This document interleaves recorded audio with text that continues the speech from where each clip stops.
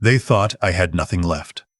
They thought 63 years of living had made me slow, soft, easy to move around like furniture in a room they were already redecorating. My son stood in my kitchen the morning after Thanksgiving and looked at me the way you look at a stain on the carpet. My daughter-in-law didn't even look at me at all. I noticed that. I noticed everything. My name is not important. What matters is that I spent 41 years building a concrete and masonry business from a single truck and a handshake reputation in Western Pennsylvania. I poured foundations for schools, hospitals, a courthouse in a town where everybody knew my father's name before they knew mine. I worked in cold that cracked my knuckles and heat that turned the air above the asphalt into something you could almost grab with your hands. I did it because I believed a man's work was his word made physical. Something you could stand on. My wife, Margaret, died 4 years ago. Pancreatic cancer. 11 weeks from diagnosis to the end. I held her hand through every one of those 77 days. And when she was gone, I sat in our house in the hills outside of Uniontown for 3 months and barely moved. My son, Derek, called twice during that time. My daughter-in-law, Sherry, sent a casserole with a neighbor. I tell you that not for sympathy. I tell you that so you understand what kind of people we are talking about. Derek was 41 years old. He had my mother's eyes and his mother's stubbornness, and somewhere along the way he had picked up something neither of us put in him. A hunger for the short road. He had worked in the business for 12 years, long enough to learn the billing software and the client relationships and the location of every important document, not long enough to ever pour a single yard of concrete himself. He wore clean boots to job sites. I noticed that too. Sherry was the kind of woman who researched everything except the things that mattered. She knew the resale value of every house on their street. She knew which contractor to call and how to negotiate him down. She had opinions about estate planning that she delivered at dinner tables like weather reports, calmly, as though the facts had simply arrived and she was only passing them along. After Margaret died, they began coming around more. I should have felt grateful. I did feel grateful. I did feel grateful. At first, they brought the grandchildren on Sundays. Derek started sitting with me in the evenings, asking about the business, asking about the accounts, asking about what my plans were going forward. He framed it as concern. He said he worried about me managing everything alone. I'm 63 years old. I ran a 7-figure business through 2 recessions. But I nodded, and I listened, and I said I appreciated him asking. What I did not say was that I had started paying attention about 6 months earlier, around the time I found a letter on my desk that I had not put there. It was from an attorney I had never heard of, addressed to Derek, forwarded to my address by mistake, or perhaps not by mistake at all. I read enough of it to understand that someone had been asking questions about the structure of my business ownership and what would happen to it in the event of my incapacitation. I put the letter back where I found it. I did not mention it. I went to bed that night and I lay in the dark and I thought about the clock my father left me. A solid oak mantel clock that sat on the fireplace in the living room and had not worked in 20 years. I thought about how some things look like what they used to be, long after they have stopped being that thing. The next morning, I called my accountant, a woman named Patricia who had handled my books for 18 years. I told her I needed to understand exactly where everything stood. All of it. Then I called an attorney of my own, a man named Gerald who had handled the closing when I bought my property in 1987, and who I knew was quiet and thorough and did not particularly enjoy being hurried. I told Gerald what I had seen. I told him my instinct. He asked me several careful questions, and then he said, "Give me 2 weeks." In those 2 weeks, I went about my life exactly as I had been going about it. I had dinner with Derek and Sherry on a Tuesday. I watched football with Derek on a Saturday and let him bring up the business, and I nodded along and said I had been thinking maybe it was time to talk about transition. His eyes changed when I said that. Just slightly. The way a window looks different when someone on the other side of it moves. Gerald called me on a Thursday evening. He spoke for 40 minutes. I took notes on a legal pad in my kitchen, and when he was finished, I sat for a long time with my hand on the phone. What Gerald had found was not the worst thing in the world, but it was enough. Over the previous 14 months, someone had been using a vendor account connected to the business to run payments to a shell company that did not exist. Small amounts at first, then larger. The total, by Gerald's accounting, was just over $240,000. The signatory on the account changes had been authorized using a power of attorney document that bore my signature. A signature Gerald said was, in his professional opinion, not consistent with my other signed documents. Someone had forged my name.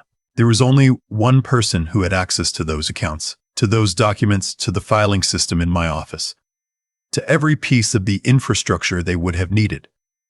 I put the legal pad in my truck, and I drove to Patricia's office, and I sat with her for 2 hours going through every line. She confirmed what Gerald had found, and then she found 3 more things he had not. By the time we were finished, the number was closer to $310,000. I drove home. I fed the dog. I sat on the back porch in the November cold, and I watched the light go out of the sky over the hills, and I thought about the 41 years. I thought about the frozen ground in February 1987, when I poured my first solo foundation with 2 guys I had hired from a job board at the hardware store. I thought about Margaret watching from the truck with a thermos of coffee. I thought about Derek at age 7 riding in the cab with me to a job site, asking why concrete was gray. I did not cry. I had already spent my crying on things that deserved it. I called Gerald back and I told him I wanted to proceed. He said he understood and that I should prepare for it to take some time. I said I had time. What I had was 63 years of patience and a very clear memory for details.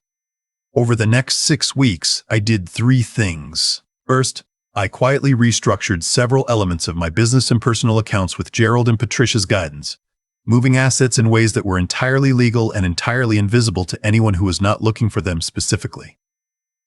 Second, I began keeping records, not just of the financial irregularities which Gerald and Patricia were already documenting with the kind of precision that made me glad I had chosen them, but of everything, every conversation, every visit, every time Derek sat at my kitchen table and worked the conversation toward the business. I kept a notebook.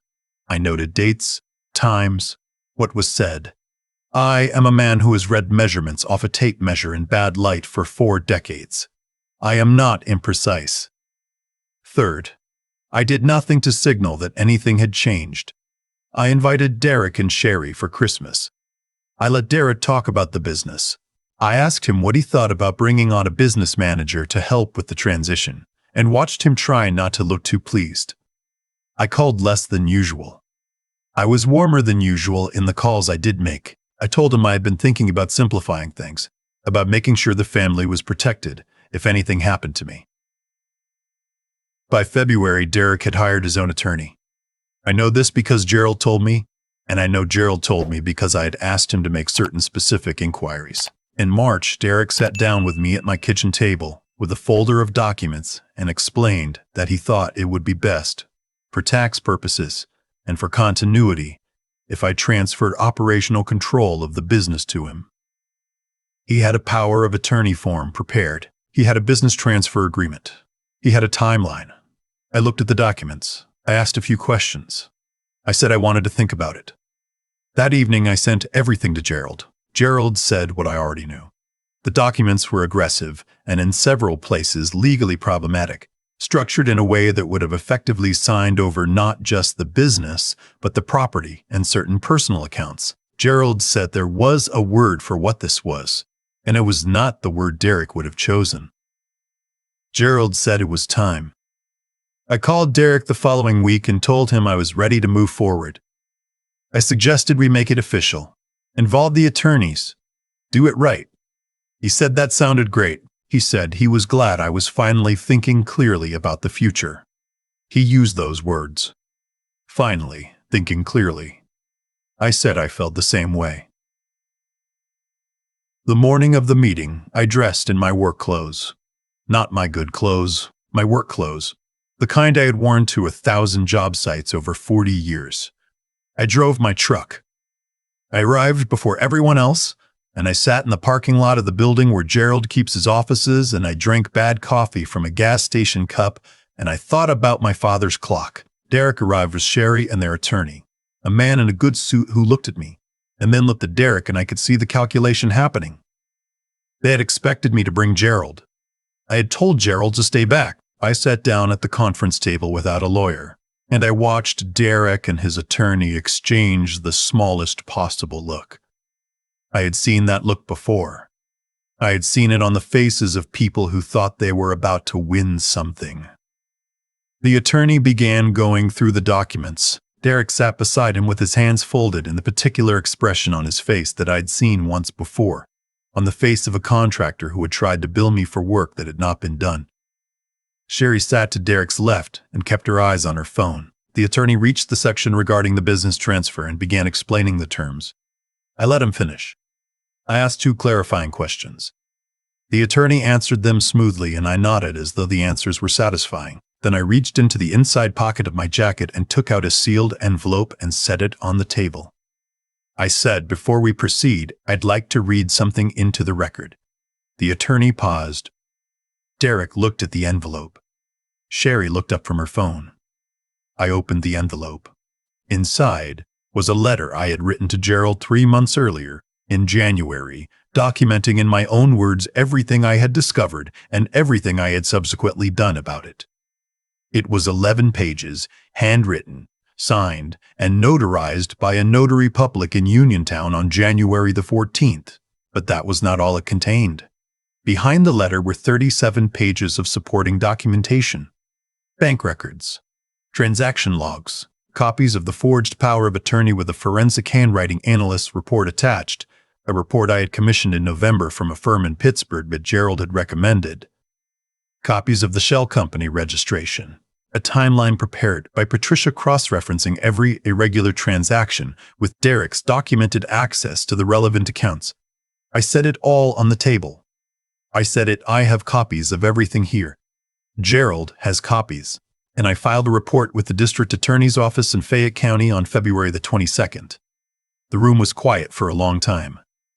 Derek's attorney reached for the documents. He read for about 4 minutes without speaking. Derek stared at the table. Sherry had put her phone away. The attorney looked at Derek and said something very quietly that I was not meant to hear, though I heard it clearly. He said, "We need to stop." Derek looked at me. He had the expression of a man who has just realized that the ground he was standing on was not where he thought it was. I looked back at him. I did not say anything for a moment. Then I said, "Your grandfather poured the foundation for the first building this business ever worked on.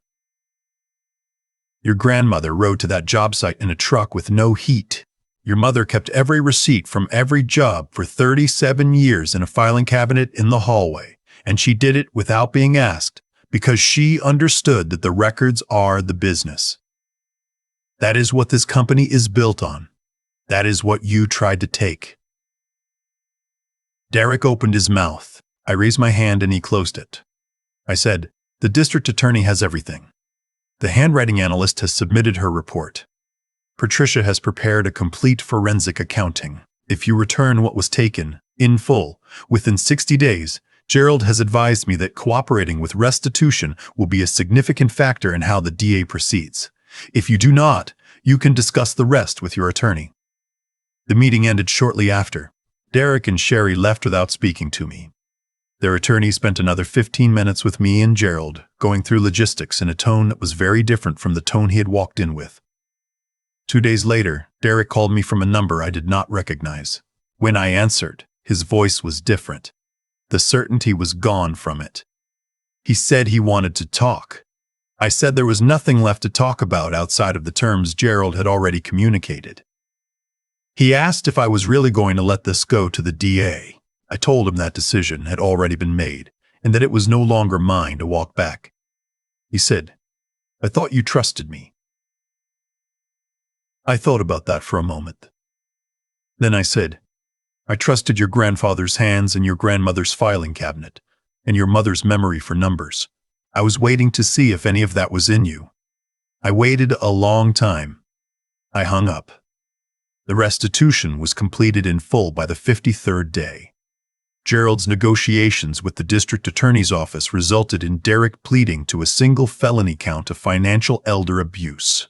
The sentence included 3 years of supervised probation, 200 hours of community service, full restitution confirmed, and a permanent bar from holding any fiduciary or signatory role in any business entity in the Commonwealth of Pennsylvania. Sherry was not charged as a principal, but is named as a respondent in a civil proceeding Gerald filed separately, which is still ongoing. I sold the business in April to a man named Carl, who started working for me in 2003 as a laborer, and who has poured more concrete than anyone I know. I sold it to him at a price that was fair because fair was the point. He kept all the employees. He kept the name. I took the money and I paid off the remaining mortgage on the property and I put the rest somewhere quiet and useful. I had Patricia review everything. It was more than enough. I am still in the house in the hills outside of Uniontown. The dog is getting old, but she still wants to walk in the mornings.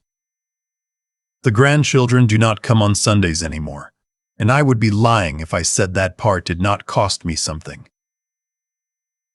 I think about them. I hope they grow up to understand what their parents did and what it meant.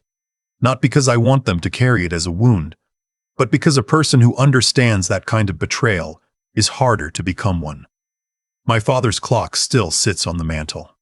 It still doesn't work. I looked at it one evening last month in the last of the winter light, and I thought about winding it, about taking it somewhere to be fixed. I decided to leave it the way it is.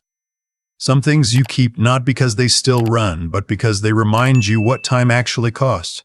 I built everything in this life with my hands and my word and my attention to detail.